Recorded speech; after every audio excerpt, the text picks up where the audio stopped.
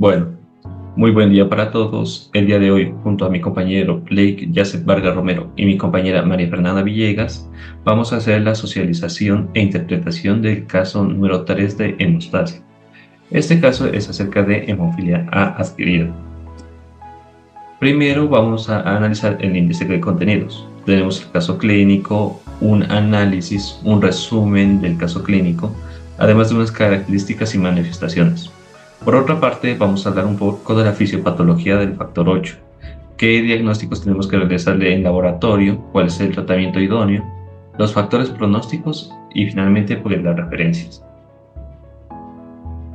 Bueno, la historia clínica de esta paciente. Es una mujer de 91 años, viuda, independiente para las actividades básicas de la vida cotidiana. Además de esto, la paciente sufre con antecedentes de hipertensión arterial tratada con tiazidas y ARA2, además de una fibrilación auricular paroxística. Recordemos que esto es un tipo de arritmia cardíaca que se caracteriza por episodios de latidos cardíacos irregulares y rápidos, que comienzan y terminan espontáneamente. Además está en tratamiento con amiodarona, que es un medicamento antiarrítmico que se utiliza para tratar una variedad de ritmos cardíacos irregulares. Funciona a ralentizar la conducción de señales eléctricas en el corazón. Y finalmente está en tratamiento con warfarina. La warfarina es un anticoagulante que se utiliza para prevenir la formación de coágulos sanguíneos. Esta paciente acude a urgencias por malestar general, tras caída casual en su domicilio 3 semanas atrás, con la aparición posterior de un hematoma torácico. Además, desde la caída de la familia explica un deterioro físico progresivo con episodios de desorientación. En la exploración física de urgencias, se observó un hematoma cutáneo en proceso de resolución en la región torácica anterior, que se extendía en ambas mamas y tumoraciones supramamarias.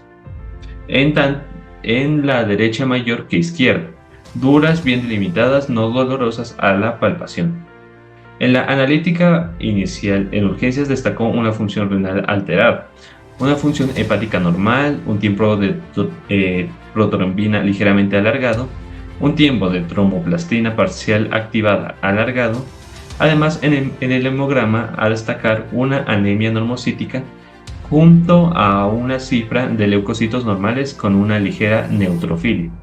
Como bien analizamos aquí, en la función renal vemos que tanto la creatinina como la urea se encuentran en valores alterados.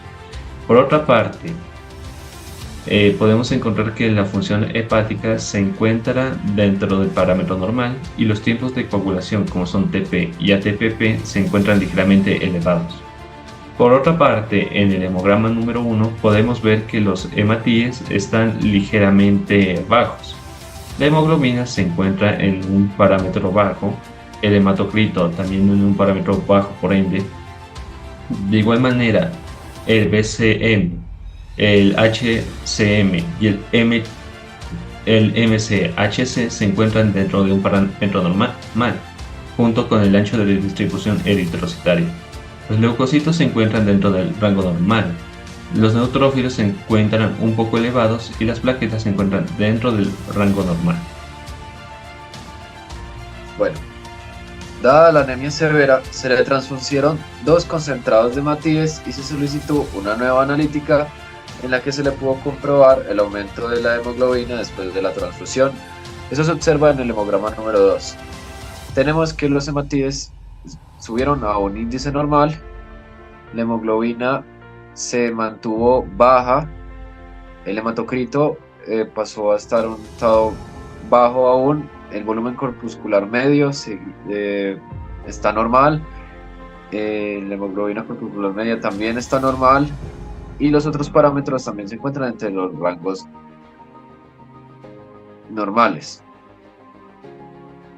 La paciente presentó una serie de hallazgos clínicos y analíticos que indicaron la necesidad de ingreso. Se suspendió el tratamiento con warfarina y se inició enoxaparina profiláctica junto con antiagregación con ácido acetilacílico. Durante el ingreso, en la exploración física se observó un soplo eyectivo 3-6 predominante en el foco mitral.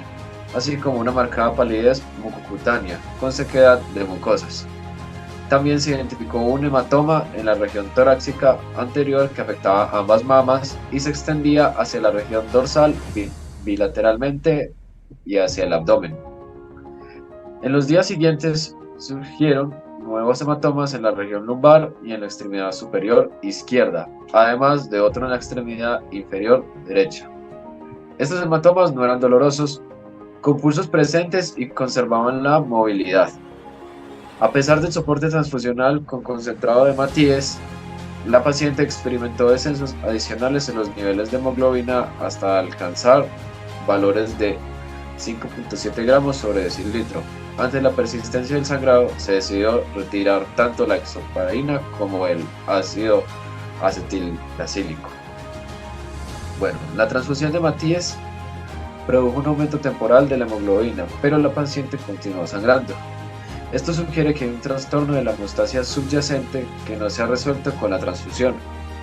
Los nuevos hematomas y el descenso de la hemoglobina a pesar del soporte transfusional son preocupantes. Bueno, analicemos como tal las pruebas de hemostasia. Como tal, la hemoglobina de la paciente estaba baja en urgencias, con 5.8 gramos sobre decilitros, lo que indica una anemia. La transfusión de Matías aumentó la hemoglobina hasta 9.3, pero la hemoglobina volvió a bajar en los días siguientes. Esto sugiere que la paciente va a continuar sangrando. Conseguimos con el TTPA ratio, que estaba alargado en urgencias con un valor de 1.37, lo que indica un trastorno de la vía intrínseca de la coagulación. El TTPA ratio se normalizó después de la transfusión, pero volvió a alargarse en los días siguientes. Esto sugiere que el trastorno de la coagulación no se ha resuelto. De igual manera, el TP radio estaba alargado en urgencias con un valor de 1.70, lo que indica un trastorno de la vía extrínseca de la coagulación. El TP ratio se normalizó después de la transfusión, pero volvió a alargarse en los días siguientes. Esto sugiere que de igual manera el trastorno de la coagulación no se ha resuelto. La trombina ratio estaba normal en el control 5 días post llegada a urgencias. El test de mezcla no corrige el ratio de 1.8, lo que sugiere un inhibidor en la coagulación. Además, la presencia de un inhibidor del factor 8 con 4.7 V sobre mililitro, lo que es característico de una hemofilia A adquirida. Además, el tiempo de retilasa ratio estaba elevado en el control, 5 días por llegada a urgencias, lo que indica un posible déficit del fibrinógeno. De igual manera, en el test de mezcla ratio, el test de mezcla ratio no se realizó en ninguno de los controles. Y finalmente, en el factor 8 estaba bajo en urgencias con un 1%, lo que indica una posible déficit del factor 8, que confirmaría una sustantiva hemofilia A. El factor 8 no se midió en ninguno de los controles presentes. Listo. En las transfusiones. La paciente recibió 2 transfusiones de concentrado de Matías, una en urgencias y otra en el control post-transfusión. Dada la evolución del paciente en el ingreso, se solicitaron las siguientes exploraciones complementarias. La primera sería como tal el TAC torácico abdominal, que destacó un hematoma de pared torácica derecha en plano muscular de ambos pectorales basalmente hiperdensa, con unos diámetros de 9 por 5.5 centímetros, sugestiva de un gran hematoma muscular. Siguiente tendríamos la enfermedad diverticular en sigma sin signos de complicación y una severa ateromatosis del eje aortoilíaco. El TAC abdominopélvico destacó una asimetría en musculatura obturatrix con un discreto aumento de tamaño de la izquierda con respecto a la derecha y que por su densidad puede corresponder a un hematoma. De igual manera, en la analítica de ingreso, la función renal estaba alterada, con una urea de 186 mg sobre decilitro, una creatinina de 2.20 mg sobre decilitro, cuando el rango normal debería estar entre 0.5 y 0.9, y un filtrado glomerular de 22 ml minuto con 1.73 minutos. El resto de los parámetros bioquímicos fueron normales. Además, en el hemograma fue de 8.6 gramos sobre decilitro, cuando el valor normal debería de ser entre 11.8 y 15.3, y un hematocrito de 26.4. Además, cuando el porcentaje debería de ser entre 37 y 47. El BCM lo encontramos en un valor de 88.3 femtolitros, cuando su valor de referencia está entre 82 y 98. Los leucocitos se encuentran en 7250, los neutrófilos se encuentran en 6650 y las plaquetas se encuentran en 300.000. Ahora sí realicemos una interpretación de la analítica al ingreso. La función renal alterada con una urea de 186 miligramos sobre decilitro nos quiere decir que esta se encuentra muy elevada. De igual manera la creatinina con un valor de 2.20 miligramos sobre decilitros. El filtrado glomerular lo encontramos gravemente disminuido, con un valor de 22 mililitros sobre minutos sobre 1.73 metros al cuadrado. Estos hallazgos indican que la paciente presenta una insuficiencia renal aguda, que se define como una disminución brusca en el flujo renal que resulta de la acumulación de productos del desecho en la sangre. Además, las causas potenciales de esta insuficiencia renal aguda en este caso podrían ser prerrenal, debido a la deshidratación severa, al shock hipovolémico, la hemorragia y la sepsis. También podría ser renal, debido a la glomerulonefritis aguda, necrosis tubular aguda, nefritis intersticial aguda, y una por renatal, con obstrucción de las vías urinarias por cálculos, tumores o coágulos sanguíneos. Bueno, para el hemograma tenemos que le dio una hemoglobina de 8,6 gramos sobre decilitro, cuando los valores normales debería ser de 11.8 a 15.3 gramos sobre decilitro en mujeres adultas, por lo que la paciente se encuentra con anemia. El hematocrito también está disminuido, teniendo un resultado de 26.4%, cuando normalmente debería ser de 37 a 47%. El volumen corpuscular medio dio como resultado de 88.3 femtolitros, cuando debería ser de 82 a 98 femtolitros, lo que significa que esta es normocítica en su tamaño. En los leucocitos tenemos que el resultado de 7.250 microlitros, cuando debería ser de 4.000 a 11.000, porque entonces tendría una leucocitosis leve. Los neutrófilos dieron como resultado de 5.650 microlitros, cuando debería ser de 2.500 a 8.200, por lo que tiene una neutrofilia normal, y las plaquetas de 300.000 microlitros, cuando debería ser de 150.000 a 450.000, por lo que estas se encontraban normales.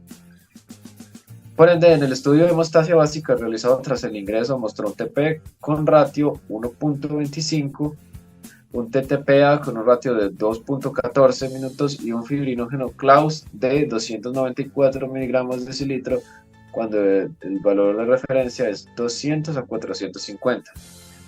Se descartó la contaminación con heparina de la muestra con un tiempo de trombina con ratio 1.21, cuando debería ser normal de 0.8 a 1.2, y un tiempo de reptilasa con ratio 0.88 y el valor de referencia es 0.8 a 1.2, lo que significa que está dentro de la normalidad. Por este motivo se decidió realizar test de mezclas, mitad plasma paciente, mitad plasma de control, incubado a 37 grados centígrados durante 2 horas, el cual no corrigió, ratio 1.8. Se amplió el estudio para descartar la presencia de un inhibidor tipo anticoagulante lúpico que resultó negativo. Ante estos resultados se dosificaron los factores de la vía intrínseca y el factor de von Willebrand, mostrando los siguientes resultados. El PIX dio 84%, cuando los valores normales son del 60 al 140%. El FXI dio también 65%, por lo que los valores normales serían del 60 al 140. El factor 12 de la coagulación dio 88, dio 85, el factor 8 dio 1%, cuando normalmente debería ser de 50 a 150%. Bueno, con los resultados obtenidos se diagnosticó a la paciente de hemofilia adquirida y se cuantificó el inhibidor en unidades Bethesda, que significa cantidad de inhibidor que neutraliza el 50% del factor residual en 2 horas a 37 grados centígrados, dando como resultado 4,7 V sobre mililitro. La anemia y la neutrofilia podrían ser causadas por la IRA o por la hemorragia. La neutrofilia también podría ser una respuesta inflamatoria a la infección. Se realizan pruebas básicas de hemostasia. El TP, el tiempo de protrombina, está alargado con un ratio de 1,25, lo que indica una deficiencia de factores de coagulación de la vía extrínseca o común. El TTPA, el tiempo de la tromboplastina parcial activado, está muy alargado con un ratio de 2,14, lo que indica una deficiencia de factores de la coagulación de la vía intrínseca o común. El fibrinógeno claro está dentro del rango normal, lo que descarta una fibrinojopenia como causa de la alteración de la coagulación. De igual manera, tenemos que hablar acerca del descarte de contaminación con heparina. En primera instancia, tenemos que el tiempo de protrombina, el ratio 1,21, se encuentra dentro del rango normal, lo que descarta la presencia de heparina como causa de la prolongación de TP y TTPA. De igual manera, el tiempo de reptilasa con un ratio de 0,88 se encuentra dentro del rango normal, lo que confirma la ausencia de heparina. De igual manera, en el test de mezclas.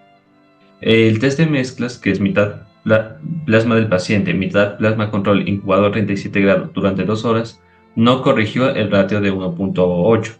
Esto nos sugiere que la presencia de un inhibidor de la coagulación. Además, tenemos en cuarta instancia que descartar un inhibidor de tipo anticoagulante lúpico, porque el resultado se descarga la presencia de un inhibidor tipo anticoagulante lúpico que resultó negativo, lo que indicó que el inhibidor presente no es de este tipo. Además, la dosificación de factores de coagulación y el factor von Willebrand. En los factores de la vía intrínseca, como el factor 9, está con un 84% que se encuentra dentro del rango normal. El factor 11, que se encuentra dentro del rango normal con un 65%. El factor 12, con un 85%, se encuentra de igual manera dentro del rango normal.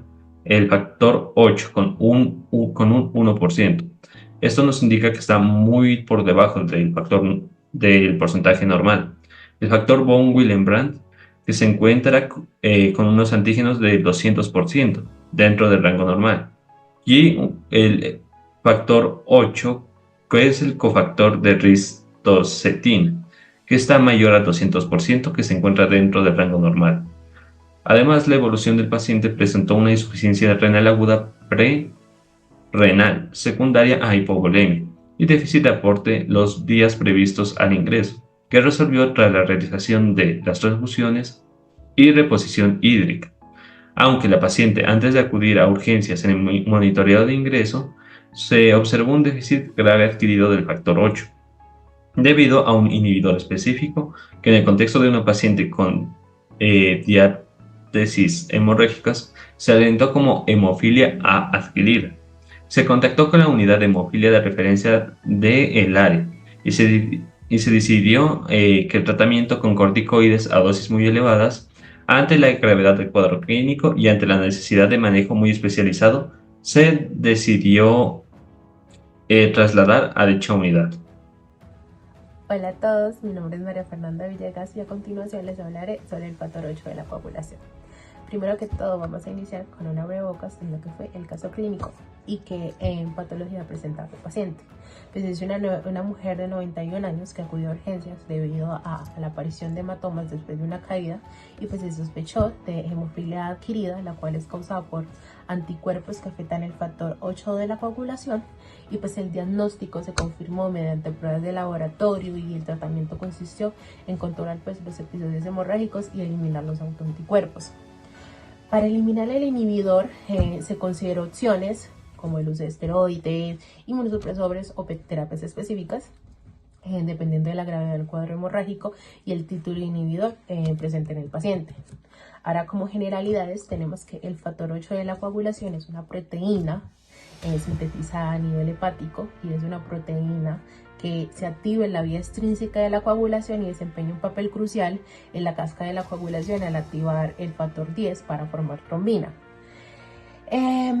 También tenemos que el factor 8 de la coagulación es crucial a nivel plasmático fuertemente porque está unido a su transportador, que es el factor von Willebrand, y pues esta unión compite por la unión del factor 8 a fosfolípidos y al factor 9, lo que impide la formación del complejo de la activación del factor 10. ¿Cuál es la estructura primaria de este factor? Pues tiene una estructura primaria que se revela una organización de dominios denominadas A1, A1, A2, A2, B, A3, A3, C1 y C2. Y una vez sintetizado sufre modificaciones y proteólisis para formar un heterodímero de dos cadenas, una pesada y otra ligera, unidas no covalentemente a través de dominios A1 y A3. Este heterodímero circular, unido al factor von Willebrand y actúa como cofactor a la activación del factor N10.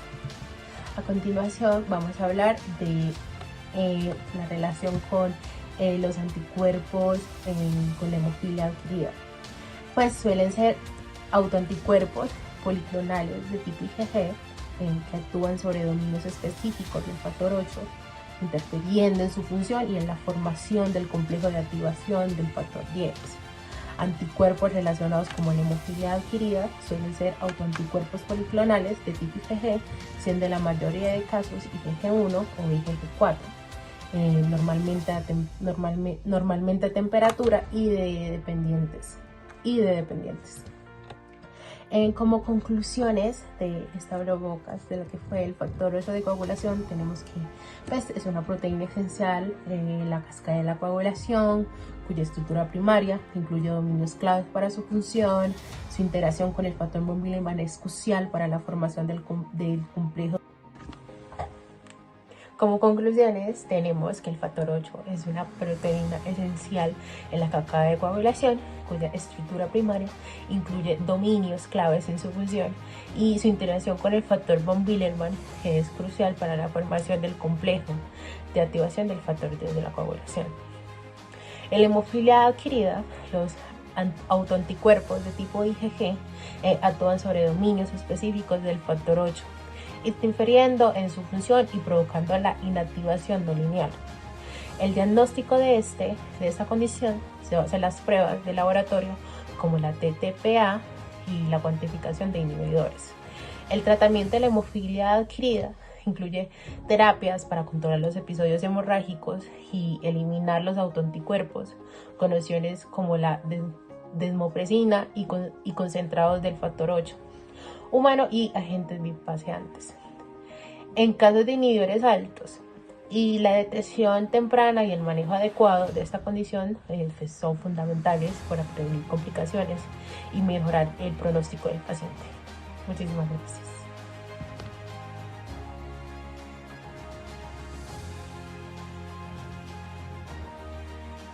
Bueno, para la justificación. La hemofilia adquirida es un trastorno autoinmune poco frecuente producido por la deficiencia del factor 8 de hemofilia adquirida o más raramente de otros factores como el factor 9, que sería la hemofilia B adquirida, y el factor 11, que sería la hemofilia C adquirida, en individuos con función hemostática previamente normal debido a la formación espontánea de un anticuerpo específico contra dichos factores. La incidencia se estima en 1.5 casos en millón de habitantes al año, aunque esta cifra puede ser mayor, llegando a 4 casos por el millón de habitantes al año. Esta variabilidad se debe a la dificultad por su diagnóstico y a la rapidez y gravedad de las manifestaciones hemorrágicas que conllevan una alta morbilidad, pudiendo ser confundidas con otros trastornos de la coagulación adquiridos, como una coagulación intravascular diseminada, por ejemplo. Además, en individuos en los que hay bajo título de inhibidor, este no se identifica si no hay un trauma o se someten a una cirugía. La hemoglobina adquirida presenta una distribución por edad bimodal, con un pico en personas jóvenes que sobre todo afecta a mujeres en el periodo posparto y un segundo pico de mayor incidencia que afecta a las personas de mayor edad, o sea, mayor a los 60 años, siendo infrecuente en la infancia. Las principales causas de la hemofilia adquirida se han asociado al embarazo, fármacos, neoplasias y enfermedades autoinmunes, habiendo casi un 50% de los casos idiopáticos. La hemoglobina adquirida tiene una alta tasa de mortalidad estimada entre 7,9 a 22%, aunque esta depende de abordaje terapéutico y las manifestaciones clínicas que presente el paciente. Las manifestaciones clínicas van acompañadas de hemorragia sin historia previa ni familiar conocida y un inexplicable alargamiento de la prueba de TTPA. Estas manifestaciones pueden presentarse en multitud de localizaciones, siendo las más frecuentes las que afectan el tejido muscular y subcutáneo. La hemorragia suele ser de rápida evolución y puede ser espontánea después de un traumatismo o intervención. Estas manifestaciones son diferentes a las producidas en la hemofilia congénita. Bueno, para el resumen del caso, la paciente presenta un cuadro clínico con múltiples alteraciones, incluyendo: Primero que todo, una insuficiencia renal aguda. Insuficiencia renal aguda prerrenal. Disminución del flujo sanguíneo renal debido a la hipovolemia y un déficit de aporte. Además, un síndrome confusional agudo, que es la alteración del estado mental asociado a la anemia severa y hemofilia adquirida, que es un déficit grave del factor 8 y la presencia de un inhibidor específico de este factor. En un análisis detallado tenemos que la insuficiencia renal aguda prerrenal son las causas más probables de la insuficiencia renal aguda prerrenal en este caso, como lo podría ser la hipovolemia y el déficit de aporte, que quiere decir que es la deshidratación. La resolución de la insuficiencia renal aguda prerrenal, tras la reposición de líquidos y transfusiones de sangre, puede confirmar la causa prerrenal. Además tenemos el síndrome confusional agudo, que la anemia severa es una causa común del síndrome confusional agudo en pacientes de edad avanzada. La resolución del síndrome confusional agudo en el momento del ingreso sugiere que la anemia fue corregida, al menos parcialmente por las transfusiones de sangre. Por otra razón tenemos la hemofilia A adquirida, que es el déficit grave del factor 8 que explica la presencia de hematomas y las alteraciones de la prueba de coagulación. La presencia de un inhibidor específico del factor 8 confirma el diagnóstico de la hemofilia A adquirida. Finalmente, en el tratamiento, la reposición de líquidos y las transfusiones de sangre fueron esenciales para corregir la hipovolemia, la anemia y la insuficiencia renal aguda. El tratamiento con corticoides, con el fin de controlar las hemorragias, ya que este consiste en el control de los episodios hemorrágicos mediante fármacos que aumentan el factor 8 y agentes bipacientes. Además, por otra parte, tenemos la eliminación de los autoanticuerpos. Esto se puede, además de ser necesario, eliminar el autoanticuerpo responsable mediante terapia inmunosupresora como esteroides, ciclofosfamida o rituximab. Por otra parte, tenemos que el tratamiento con corticoides a dosis muy elevadas es el tratamiento de primera línea para la hemofilia A adquirida. Siguiente tenemos el pronóstico y evolución, lo cual se realiza a través del traslado a una unidad especializada en hemofilia, que la complejidad del caso requiere un manejo especializado por parte de un equipo con experiencia de hemofilia adquirida. Listo. El rol del laboratorio en el diagnóstico. Las pruebas de laboratorio son fundamentales para el diagnóstico de la hemofilia adquirida.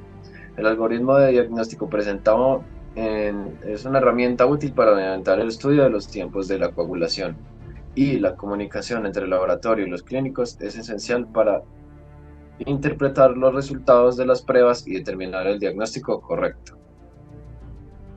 Bueno, esto ha sido todo por el día de hoy. Espero que el caso les haya gustado y muchas gracias.